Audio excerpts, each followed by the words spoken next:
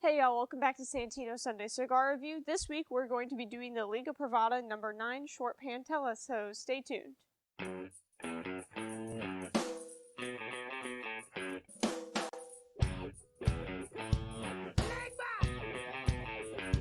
Get it.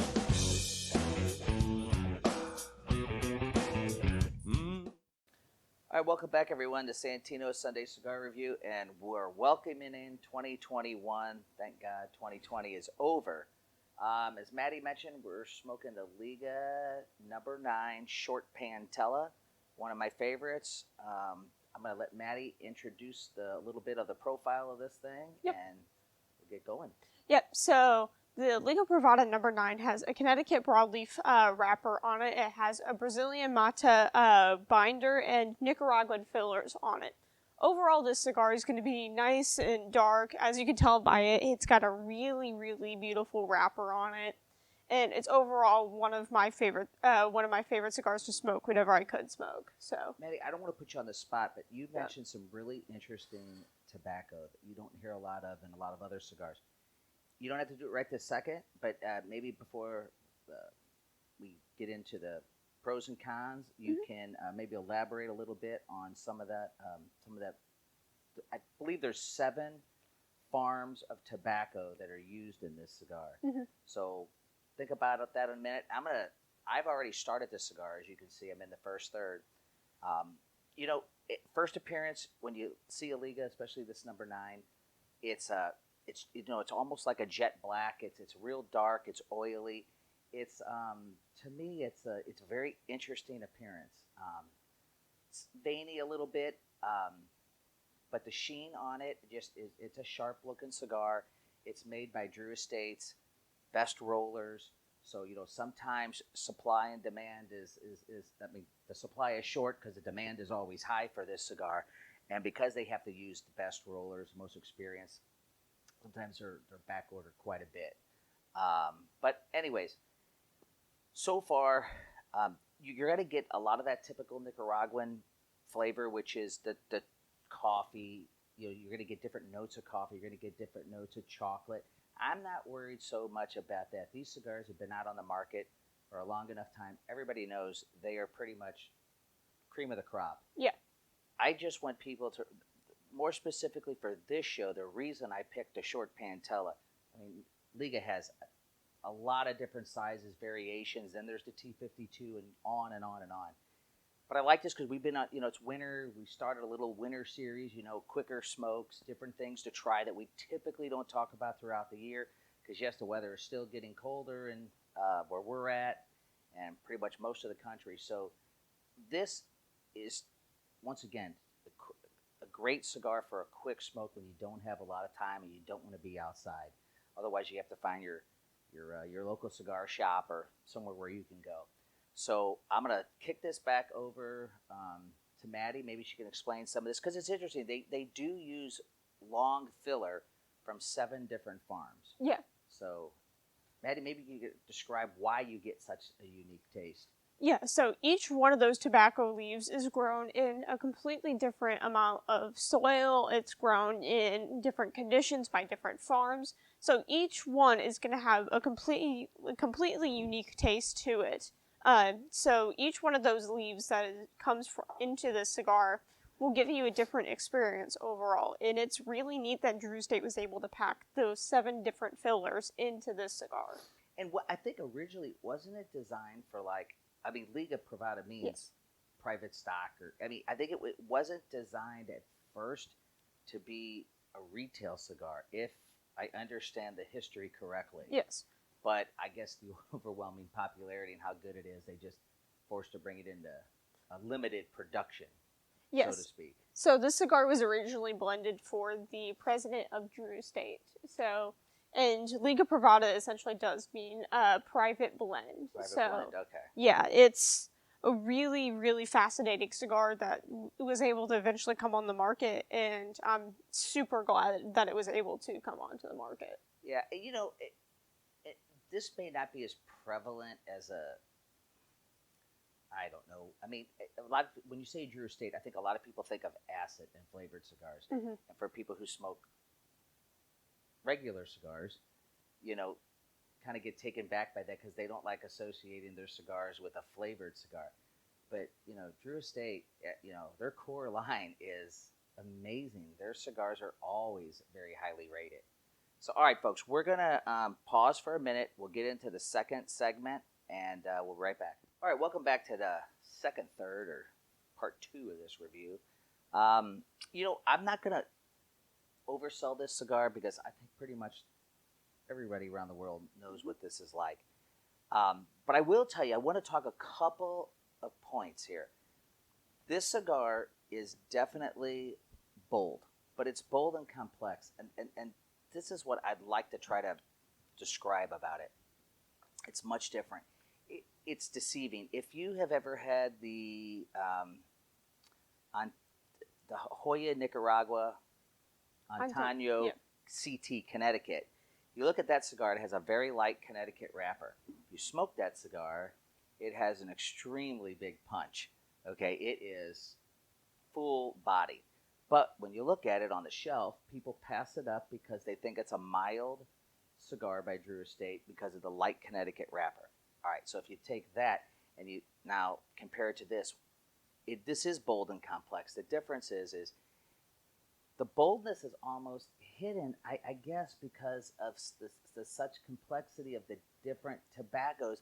In a way, it smooths the boldness out is the best way that I can explain it. So it's very deceiving. And this is what you get with a few cigar lines, not a lot of stuff is, and this is definitely an anomaly in the industry. Mm-hmm. But there's star cigars out there like this, and this is why we always try to suggest to people to try something different. So that's what I want to say about the boldness and complexity. It's a little deceiving. It is full-bodied, but it smokes like a silky smooth. I mean, it's creamy. When we talk creamy, we don't mean creamy in taste, creamy in smoke, the plume of the smoke. I mean, if you notice, it's really white, it's really thick. It's just a very interesting cigar. Maddie, mm-hmm. What do you got? Yeah, so one thing I wanted to touch on is that whenever I see people set down their cigars and their Ligas at the bar, and they get to talking, and they have to go and relight them, every single time that I have seen someone have to relight the cigar, they've had no troubles. And that's really rare to see in a cigar, especially one that's like a smaller size like this. If you have to relight it, it's usually a little bit more difficult because, you're getting too close to... It's really small. You're going to get really close to the mouth really quickly with it, and it's going to cause problems. But I've not seen anyone have problems with this cigar. Yeah, and once again, it has, and I forgot to even just, there's a lot of things I glossed over because you already know it's going to be there. Like for instance, it has an effortless draw. I mean, you do not have to work at this cigar. It's made by their best people. I mean, it's as simple as that. I mean, it is above most cigars in mm-hmm. my opinion, and we'll get to that real soon. But okay, we're gonna pause. We'll get to the last third. We'll do our reviews, and we'll give you the news for the new year. All right, so we're in our last segment. I'm not gonna get too involved in this. The cigar has stayed pretty much the same, as you can see. It's almost it's quick smoke. That's why we're doing it for these winter reviews right now, at least for a while. Get people acclimated to the cold weather. All right, so now I want to kind of hop into the pros and cons, and I'll kind of start. I mean, the pro is this is a superior cigar. I think in a lot of ways it doesn't hit always, the top 10 every year because everybody just knows how good it is, and it's my favorite cigar lately, folks. That's what I've been smoking a lot.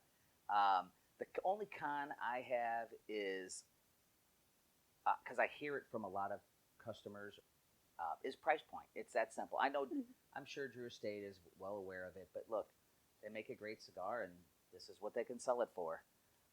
We try to stay very close to all the national averages in price, but every state has a different tax point on tobacco, so the price is going to range depending on where you're buying it. So anyways, one other note, though, for people who, say you're not anywhere near us and you're just going to your local store. The other caveat I want to mention is that Ligas are not found in every cigar store. So the only way to get Ligas or Drew Estate special editions is that particular store has to be a diplomat, which we have the sign over there on the wall. But it requires you to spend X amount of money every year, and you have to restart every year. Yes. So, folks, we are restarting today, beginning of the year, for the new year. So, you don't be surprised if it's not in every store you go to. There's a reason, okay? So maybe that store owner just has not gotten the volume of sales in order to get him to where he or she needs to be. But that's why you won't find it at every store. Yeah. All right, so we're kind of done. We're going to move on from there now. One thing I wanted to note go as ahead, well, Maddie, because this leads into what you're about to talk about. Your pros and cons. So my pros and cons of this is that the pros, that Connecticut broadleaf wrapper, just because I'm sure if you've talked to me before, you know how much of a nerd I am for Connecticut broadleaf and Cameroon wrappers. And the con I wanted to talk about was availability, because as like Mike mentioned, it's only Drew State Diplomat only.